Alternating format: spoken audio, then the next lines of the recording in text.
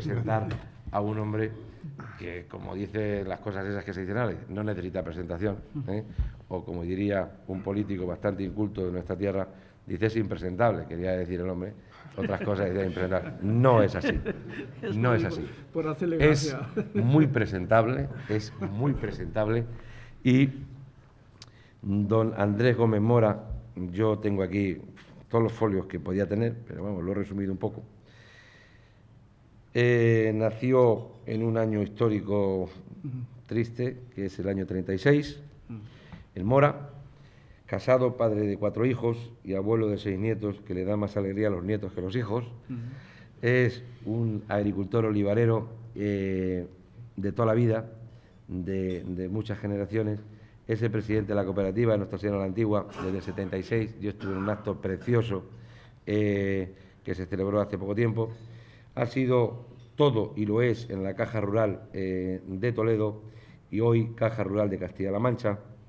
Y, desde luego, es un hombre que en el mundo del aceite, pues, por lo menos en el mundo del aceite, como digo yo, del norte de Ciudad Real y del sur de Toledo, que es donde están los montes de Toledo, esa denominación de origen, pues yo creo que fue el padre de la criatura y que tantas alegrías nos ha dado. Ha tenido muchos cargos en todo lo que es el sector cooperativo de crédito con las cajas rurales en Madrid. Ha estado de consejero en el Banco Cooperativo Español. Bueno, pues ha sido muchísimas cosas, y es un hombre que la fuerza de seguridad, tanto la Guardia Civil como la Policía, ha tenido unos reconocimientos por la labor que Andrés ha venido haciendo a lo largo de su trayectoria. Es un hombre muy solidario, y como es una persona, aparte solidario, pues dentro de su faceta personal tiene una cosa que yo no me gusta, pero tengo que aceptarla. Otras sí me gustan, es que es del Atleti de Madrid, que es lo único que no me gusta, que es del Atleti de Madrid. Es un sufridor como mi mujer, pero ¿qué le vamos a hacer? Que siga sufriendo, aunque algunas veces nos dan algún disgusto. Es un hombre con unas profundas pasiones y con una profunda fe religiosa. Es un hombre muy católico, y no solamente lo es, sino que tengo el privilegio de conocer que lo practica. Tiene dentro de su faceta personal pues un hombre muy sencillo, tan sencillo como vosotros, como cualquiera de nosotros, y por lo tanto yo creo que tiene también sus quejas. Dice que no ha ido a la universidad, pero yo creo que es catedrático de la Universidad de la Vida. A la otra no ha ido, pero de esta se lo sabe casi todo. Y luego yo creo que es un hombre que presume de su pueblo mucho y bien, y luego tiene pues mucha vinculación con todo el sector agrario, no solamente con la Saja. También es un hombre que torea muy bien, para la edad que tiene torea muy bien, y también tiene relaciones con la COA, con la UPA y esas cosas, pero bueno, tampoco pasa nada. Y luego, pues es un hombre que ha practicado el movimiento cooperativo en todas las vertientes. Y luego, yo creo que también ha sabido, o es una persona que las relaciones con las instituciones, pues no hay nadie que no se lleve bien con Andrés y con lo que representa, sea la universidad, sea el ejército, como decía antes, sea los gobiernos, y en particular el gobierno que tenemos ahora mismo. Y yo creo que eso pues se tiene que agradecer, porque una persona que, por mucho poder que uno pueda tener, que Andrés lo tiene, que esté enfrentado con todo el mundo, eso no va a ningún lado. Al final eso se traduce en fracaso. Y yo podría seguir hablando y dos cosas. Andrés es de las personas que se caracteriza por algo que en el campo se está perdiendo, pero que Andrés lo conserva. Andrés es un tío que cuando da la palabra, perdóname por lo de tío, Andrés, es un hombre que cuando da la palabra la cumple. Y eso se echa en falta. Yo eso lo aprendí de mi padre, se echa en falta, la cumple. No hace falta firmar nada, la cumple. Andrés, cuando le tiene que decir algo, te lo dice, pero por lo derecho, no anda dando vueltas. Y cuando no le gusta, lo dice. Y lo que dice, oye, puedo estar equivocado. Es humilde, dice, puedo estar equivocado, pero te está pegando una leche que no veas. ¿Por qué? Porque es un hombre que yo creo que no tiene que demostrarnos ya prácticamente nada, lo ha demostrado todo. Y es un hombre que el sector agrario, yo creo que a mí me gustan los homenajes en vida. Yo creo que hoy hay que rendirle a este tipo de personas el homenaje. Yo por lo menos se lo rindo cada vez que estoy en un acto. La última vez fue en su pueblo. Y como les ha dado por ser buenos profesionales, incluso se gastan el dinero para promocionar la Caja Rural de Castilla-La Mancha, con uno que es de Asaja de Montiel, que es del tío Lavara, con José Mota, pues yo termino en la presentación de mi buen amigo Andrés Gómez Mora con algo que me enseñó mi padre, y es: Andrés Gómez Mora es un tío cabal. Muchas gracias, Andrés. Tiene la palabra. Gracias, Pedro.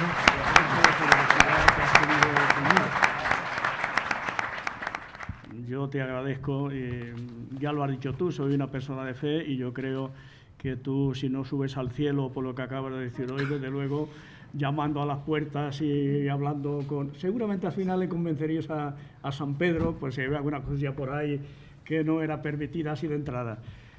Pues Pedro, que Dios te lo pague, y queridas amigas y queridos amigos, el título de lo que la gente mía y la gente de la cerca llama conferencia, que yo tengo que decir que yo no me dedico a dar conferencias, yo soy un olivarero, que no tengo más en mi haber que los muchos años que ya tengo, como ha quedado patente por mi fecha de nacimiento, que además podía haber mi madre y mi padre haber escogido también una cosita más tranquila, pero bueno, que uno es lo que es. Muchísimas gracias a todos, especialmente a la cerca, a ti, Pedro, porque, bueno, pues hoy, si no estabas con el ministro, estarías con el presidente del Gobierno, o si no, en tus dos despachos importantísimos que tienes, que es donde pues se ventila pues una gran mayoría del futuro del presente y del futuro de los agricultores de España. Por tanto, una vez más, Pedro, muchísimas gracias. Y felicitar también a la cerca. Yo he empezado a decir que soy un olivarero, que quizá en el sector del aceite de oliva tenga, sobre todo por la experiencia de mis años, de verdad, no tengo más cultivo que el olivar en mi casa. He nacido en un pueblo, que aquí hay alguien de Mora a mi derecha, que hasta nuestra propia cultura está marcada por el cultivo del olivar, y por tanto, pues no hace falta ir a Salamanca pues para saber algo de aceite de oliva. Y yo, con toda modestia, nunca me gusta hablar de lo que sé, que no sé nada, y en este caso puedo decir que de lo que voy a hablar sé algo, muy poquito, pero algo. El reto es importante, y yo, la persona que está aquí a mi izquierda y director y anfitrión de estas reuniones, pues primero le tengo que felicitar por este 15º aniversario que celebra este año. Y además decirle una cosa, él es un gran aficionado a los toros. Yo le conocí además por los célebres premios Los Samueles, que además ayer pues hablé con Samuel.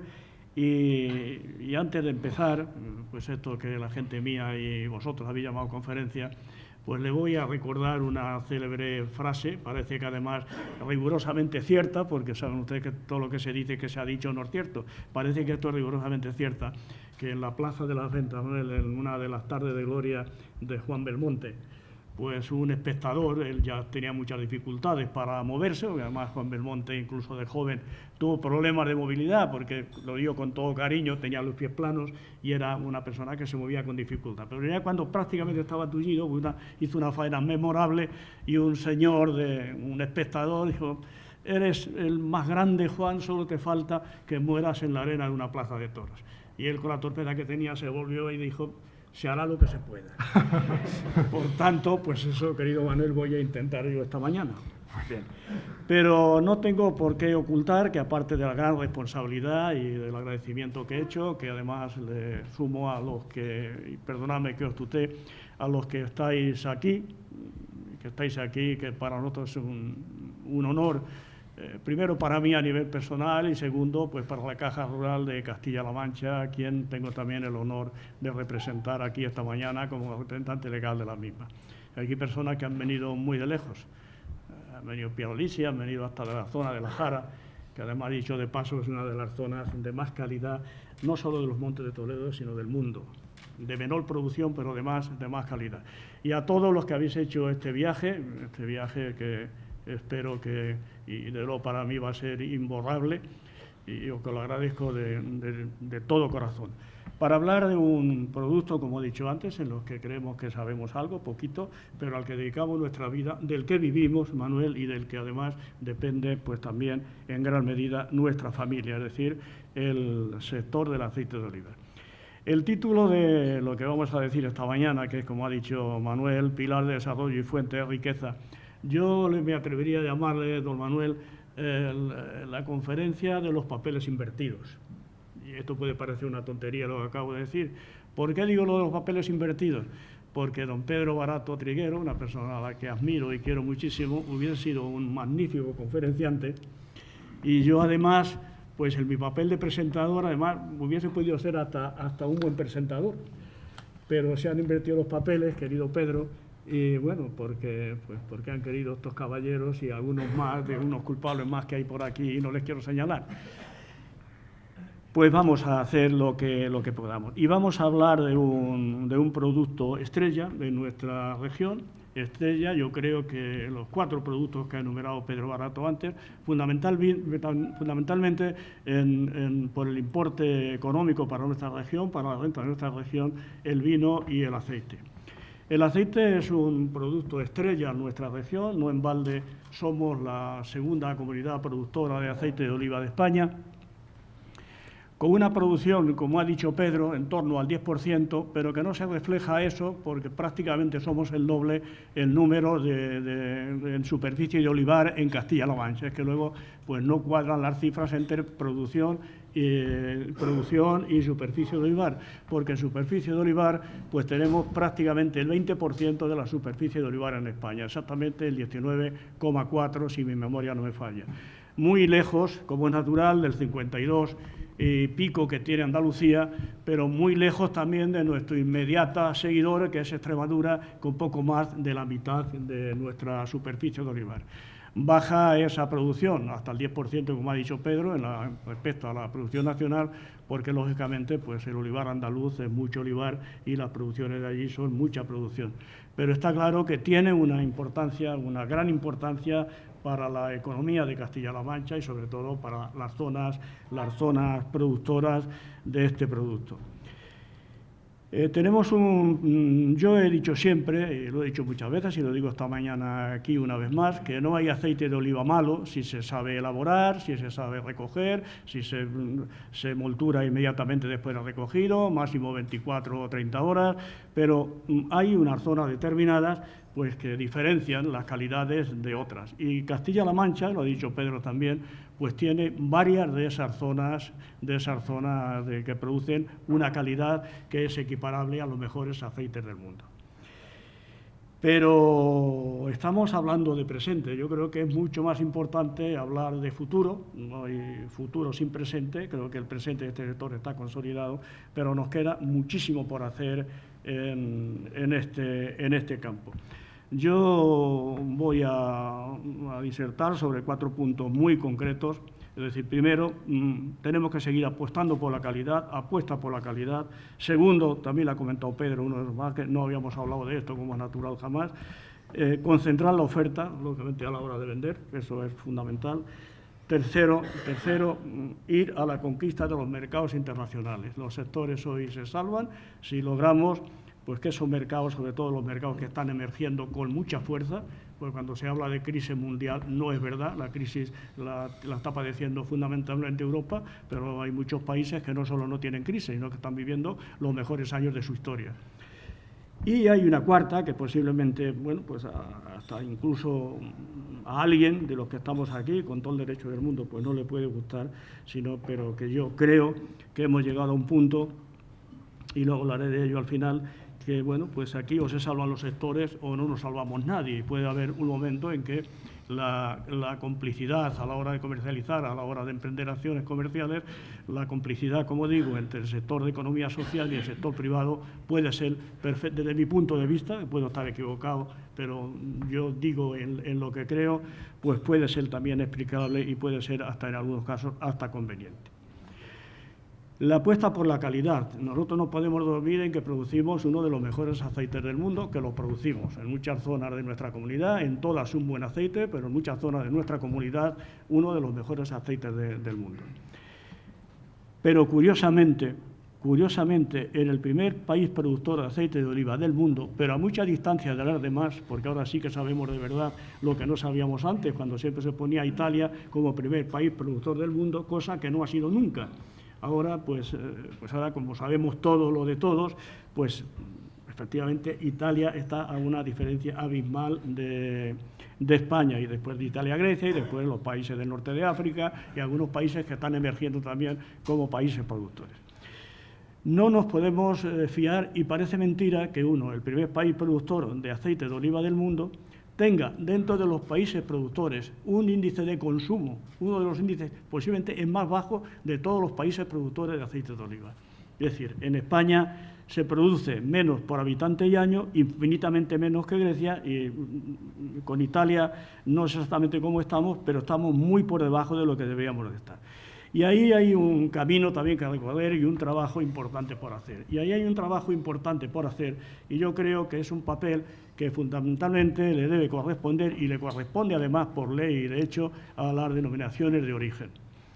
Porque en el primer país productor y en la segunda región productora de España, que es Castilla-La Mancha, pues hoy a cualquier ama de casa, y lo digo con todo cariño, incluso de los pueblos de Mora, de los pueblos que vivimos del olivar, pues no te ha sabido separar hasta ahora lo que era un aceite puro de un virgen extra o de un virgen, naturalmente, y no digamos nada cuando hablabas de un refinado, porque además pues esta persona pensaba que eso era el zumo, un aceite refinado. Ahora ha cambiado la terminología, pero sigue pasando igual, entre el virgen extra, el virgen y el aceite de oliva, pues la verdad que hay una confusión y hay muchísima gente, muchísimos consumidores que no saben apreciar, y por eso dice, bueno, si al final aceite de oliva, pues aceite de oliva. El que en muchos sitios de España y en muchas grandes superficies, debo decir, se haya producido además en el producto reclamo, es decir, te doy un litro y te regalo otro, pues desde luego, por mucho que quieran decir, hay un aceite de calidad excepcional, un virgen extra, no puede ir en esas botellas porque no hay margen comercial y nadie se quiere arruinar por nadie, Manuel.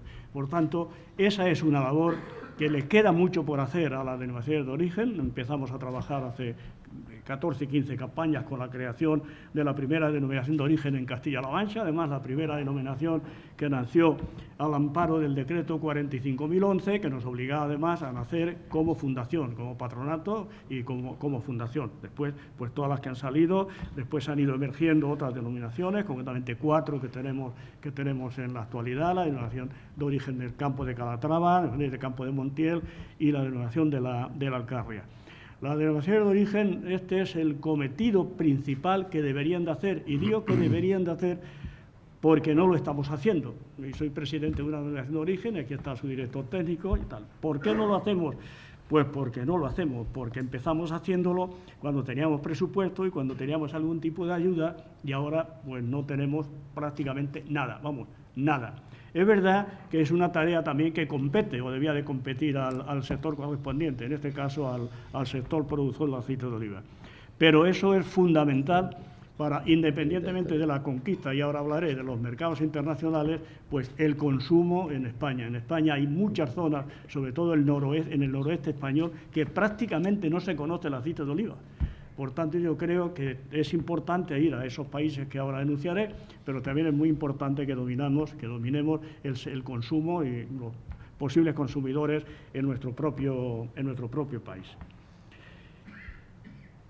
Concentrar la oferta, lo ha dicho Pedro Nuno en pasaje de su discurso, pues es que esto es fundamental. Nosotros no podemos ir a conquistar los mercados, sobre todo los mercados internacionales, los mercados en donde al final tenemos que sacar ese valor añadido que le hace falta al aceite para que el agricultor viva por lo menos con la dignidad de vida, y que con la dignidad que corresponde a su trabajo y a sus inversiones.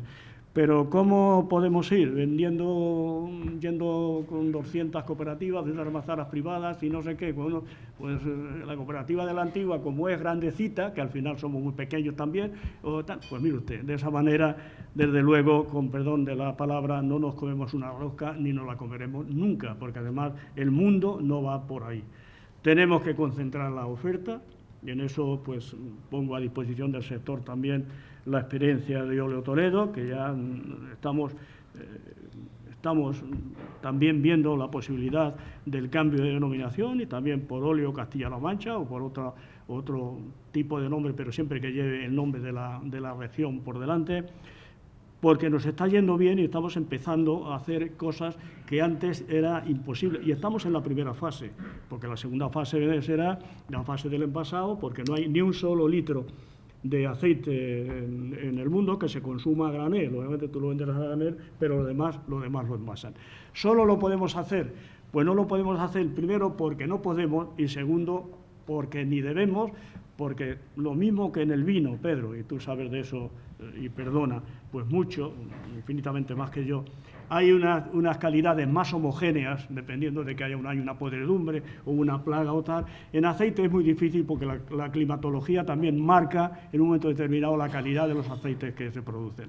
Es decir, normalmente, he dicho antes, por no hablar del de Mora, el aceite de la comarca de la Jara, yo creo, lo digo con todo cariño, pero creo que es la zona de mayor calidad de Castilla-La Mancha. Son producciones muy pequeñas, son generalmente la Nava de Ricomalillo, etcétera, son olivas muy pequeñas y producciones muy pequeñas por árbol, pero ahí puede venir una helada y lo que es un virgen extra incontestable, pues otro año es un lampante sin ningún remedio. Eso no hay quien lo arregle, todo dependemos del tiempo, por tanto, pues ir a la conquista de mercados con una calidad determinada, que tiene que ser con una calidad virgen extra, con una calidad excelente, nunca puedes garantizar, por muy fino que quieras hilar a través de una empresa, a través de una cooperativa. La concentración del producto en esto es indispensable. Como es indispensable también que España de una vez lidere el sector del aceite de oliva en el mundo. Creo que las cosas empiezan a cambiar, y si no es así, que me corrija Pedro. Y ya hasta hay empresas españolas que están comprando empresas italianas, algo que era incomprensible, que no se entendía hace 15 o 20 años. Bueno, en esto empieza a pasar, afortunadamente, y yo creo que sin ningún tapujo España tiene, como decía, que volver a liderar, no volver, porque nunca la ha liderado, a liderar de una vez y para siempre el sector del aceite de oliva en el mundo. Eso es fundamental también para La concentración, vuelvo a hablar, es indispensable. No nos equivoquemos, por mucha patria chica que queramos, posiblemente esto, en este producto de concentrar, el producto terminado, sea fácil unirnos. No lo está siendo fácil unirnos, yo creo que el Gobierno regional se ha dado cuenta de que por ahí no podía seguir, el de fusión, y yo hablo como hombre del mundo cooperativo, el de fusionar a las cooperativas para que tal. Eso es imposible. Digo imposible, prácticamente imposible. Imposible no hay nada si se quiere. ¿Por qué?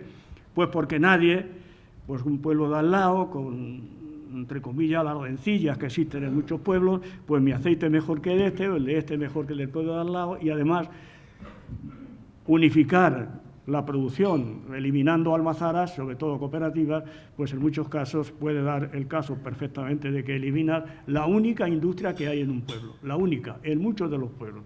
Por tanto, viendo que esa línea es prácticamente imposible, lo que sí es perfectamente posible es la concentración de la oferta. Una vez terminado el aceite, ponerlo en manos de organizaciones con buenos gestores, gente que conozca los mercados, que conozca las calidades, y ahí, vuelvo a decir, estamos haciendo las cosas en Óleo Toledo, creo que como mínimo razonablemente bien. Hoy somos la segunda organización comercial de aceite de oliva ya en España, naturalmente a años luz del grupo Hojiblanca, que es el que lidera los grupos comerciales en España, pero desde mi punto de vista ese es el camino, y que no encuentre nadie otros, porque difícilmente los va a encontrar.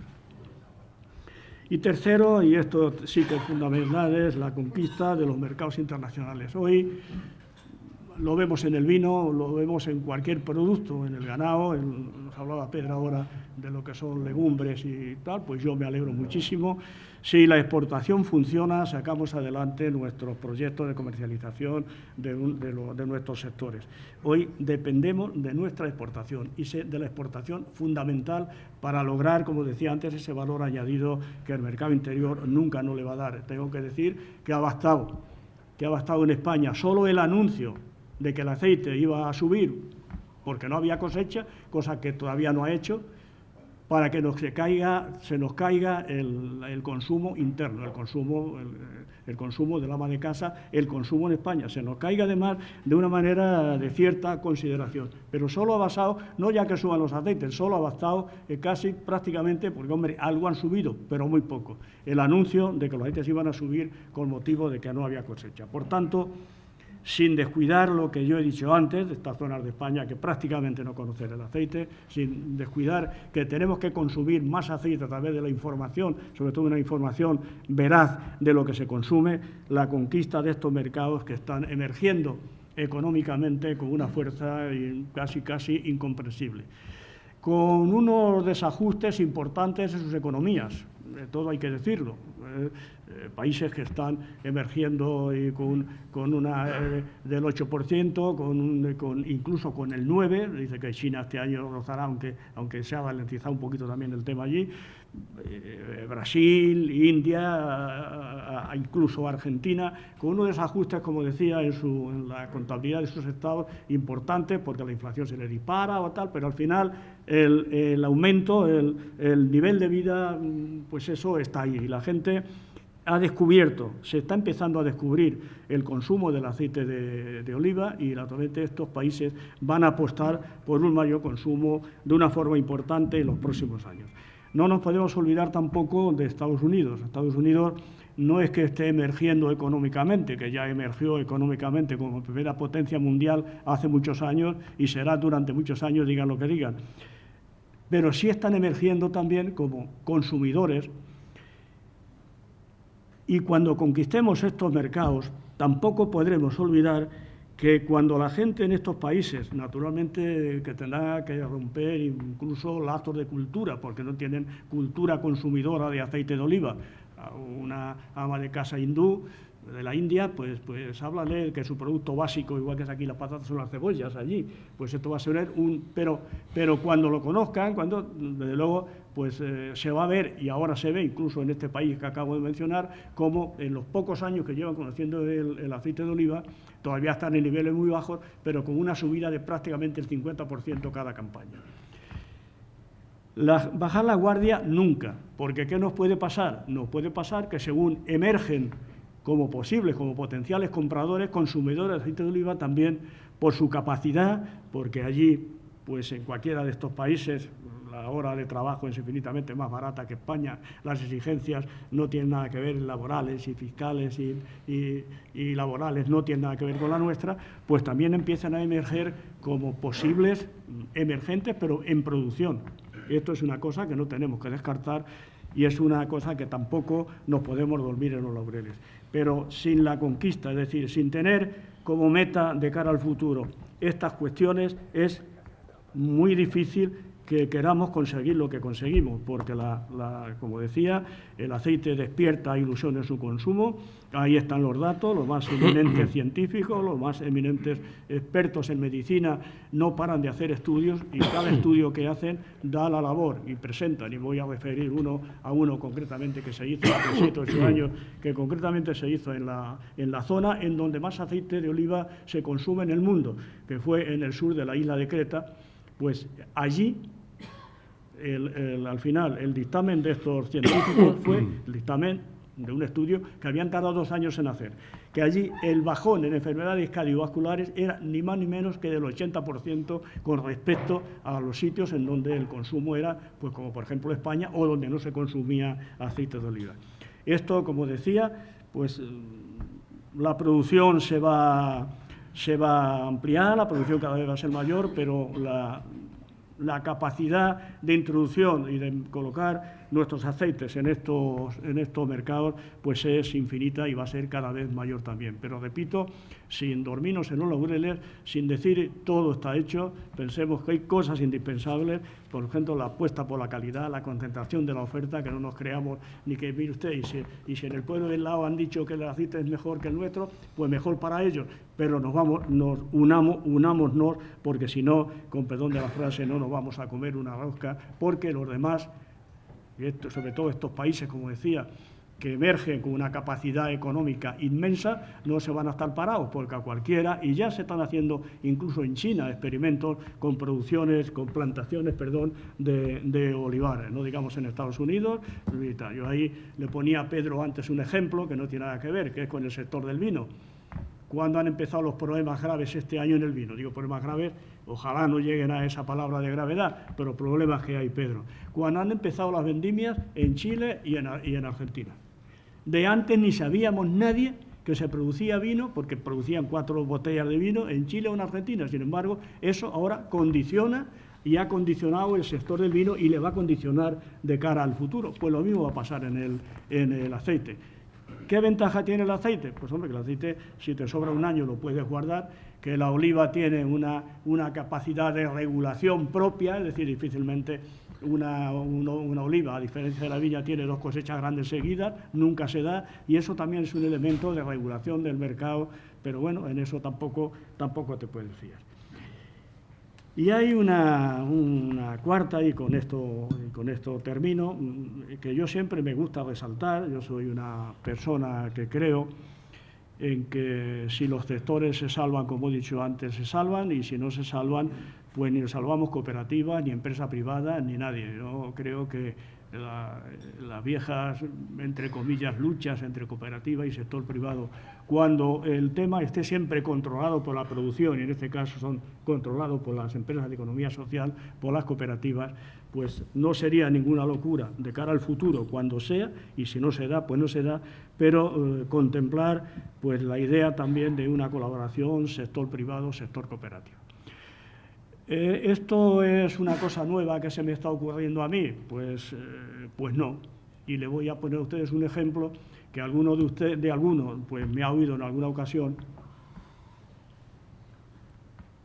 pero que la mayoría de ustedes pues no me han oído decir.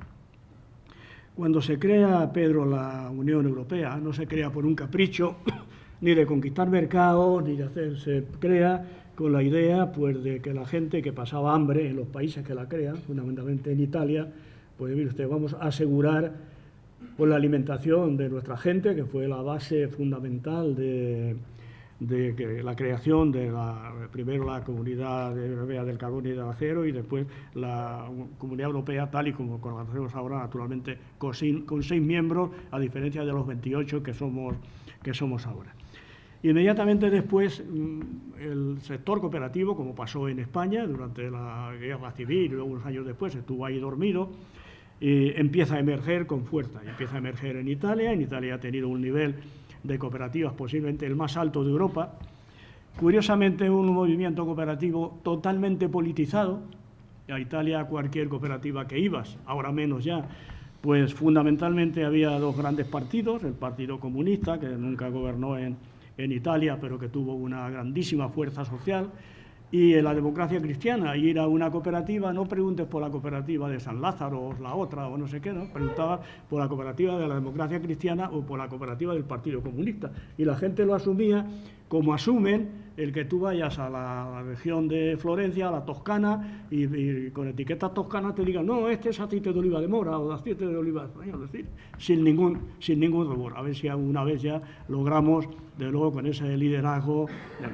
Bueno, pues que cada uno empieza a crearse cooperativas, muchísimas cooperativas, y ellos apuestan por una línea que era la de máxima pureza del cooperativismo: producción, transformación, consumo. Se crean unas fenomenales y grandísimas cooperativas de consumo, lideradas naturalmente por los mismos, y claro, eso era el cooperativismo en toda su pureza, como decía, producción, transformación, consumo.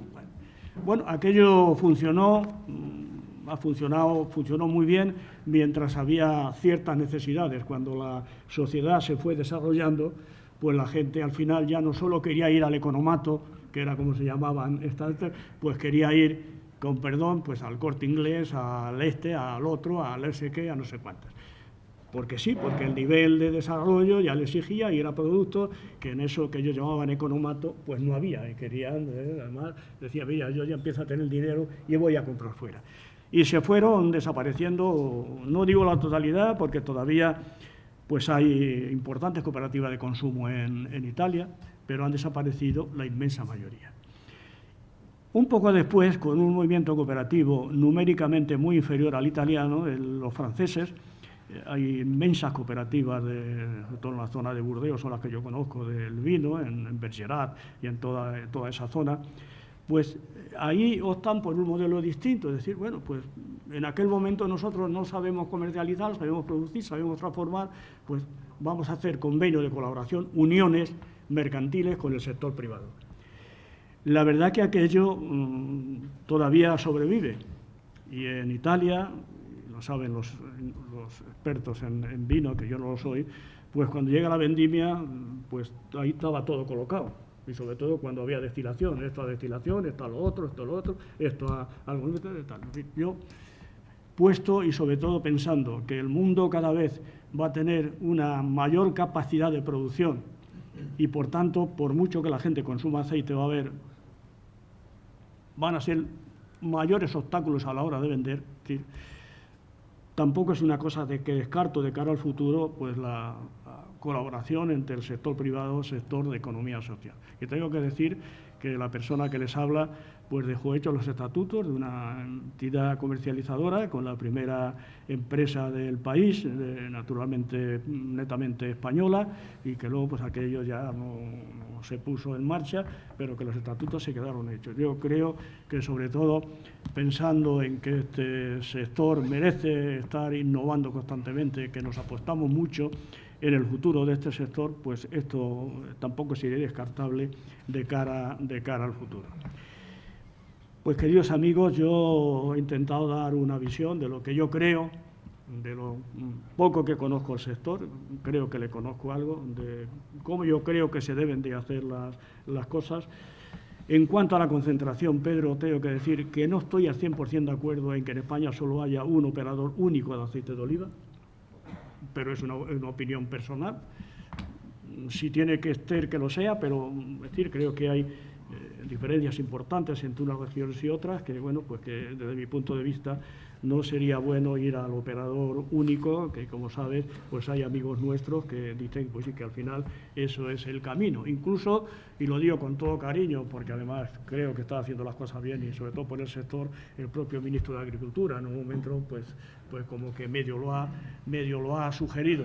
Pero la concentración, desde luego, la concentración es indispensable a la hora de comercializar y, desde luego, también tenemos que asumir que no siempre a la hora de comercializar las quinielas aciertan con 14 resultados, que una vez se atina, porque al final es el sector el que manda y, aunque nos pese, tenemos que reconocer que el sector comprador nos lleva muchos años en cuanto a organización al sector productor y ese es un hándicap que tenemos que contar con él. Pero ¿por qué si los demás lo hacen y se han sabido organizar, no vamos a ser capaces de organizarnos nosotros? Yo termino, queridas amigas y queridos amigos, reiterando el profundo agradecimiento y el honor que me han hecho todos ustedes por acudir a esta reunión y ofreciendo pues la experiencia de Olio de Toledo, el compromiso, porque aquí para esto que tenemos que hacer en el futuro necesitamos aliados que se alíen con el sector, que arriesguen con el sector, y en eso también les tengo que decir que la Caja Rural de Castilla-La Mancha tiene clarísimo lo que supone para la economía, en este caso de Castilla-La Mancha, el sector del olivar, y que si hay que arrimar el hombro, le va a arrimar. Y ofrecemos al sector nuestra experiencia, nuestro cariño, una entidad pues que hoy ya puedo decir que es la primera entidad, el número de oficinas en Castilla-La Mancha, con un laboratorio al servicio de este sector y de otros. Esto es algo que nadie tiene, y todo esto lo ponemos a disposición porque somos conscientes de que en este envite nos jugamos mucho, nos jugamos el futuro del sector del aceite de oliva en España, en este caso en Castilla-La Mancha, y nos jugamos pues el futuro de familias y familias, de pueblos enteros que viven del olivar o casi viven del olivar, y por tanto de muchísimas familias que viven del olivar.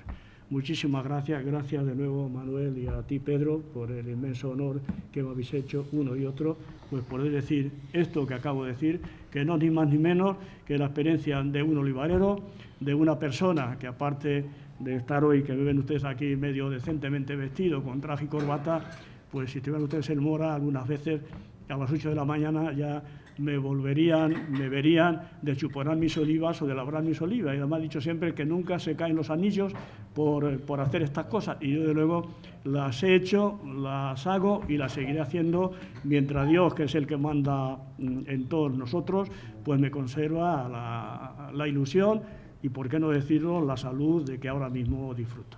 Muchísimas gracias.